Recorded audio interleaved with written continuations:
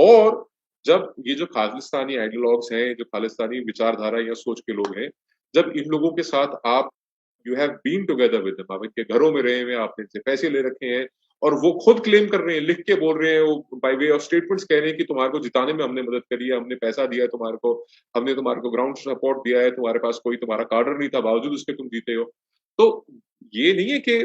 कहीं पे भी इस तमाम में जो सबसे वरीसम चीज है, जिस चीज का सबसे ज्यादा फिक्र होता है सुन के, वो ये नहीं है कि ये लोग क्लेम कर रहे हैं कि इन्होंने पैसा ले लिया खालिस्तानियों से। वो ये है कि आज तक अरविंद केजरीवाल ने एक बार भी झूठे मुंह से ये नहीं कहा कि I don't support the idea of Khalistan. आज तक अरविंद की तरफ से या भगवंत की तरफ से ये स्टेटमेंट नहीं आ गया कि हम नहीं चाहते खालिस्तान बने। ये सब बातें करना कि जी मैं स्वीट टेररिस्ट हूं और मैं कोई देश को तोड़ने की बात करता हूं तो मुझे गिरफ्तार कर लो। तो ये सारी चीजें these are all eyewashes, because आज से पहले भी जितने लोगों ने देश तोड़ा, कई बार देश टूटा, उनमें से कितनों को गिरफ्तार किया, स्पेशली ये आजादी के बाद से लेके अब तक जो लोग इन बातों को कर रहे हैं। As a matter of fact, आपको I don't know if you know this or not, supreme court की एक रूलिंग है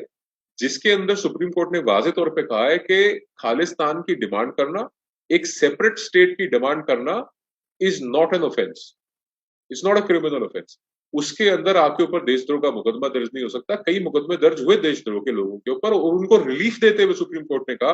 कि पीसफुली डिमांड करने में कोई हमारे को एतराज नहीं है। और आप देखिए कितना खतरनाक ये ट्रेंड है कि एक मूवमेंट जो आज पीसफुली डिमांड करते करते करते या वाजे तौर पे एक जिसे कहते हैं ऑफेंसिव मोड में ना आते हुए, या वो जिसे कहते हैं एक्सट्रीम लेवल्स पे ना जाते हुए, एक जब आइडियोलॉजिकल सपोर्ट बेस खड़ा कर लेते हैं अपने लिए, एक आइडियोलॉजिकल सपोर्ट बेस तैयार कर लेते हैं, उसके बाद उनको रोकना कितना मुश्किल है या बिल्कुल नामुमकिन हो जाता है एक स्थिति पे जाके। और वही चीज जो है आप बंगाल में देख रहे हैं, वही चीज आपको अब आने वाले समय में पंजाब में दिखने को मिलेगी।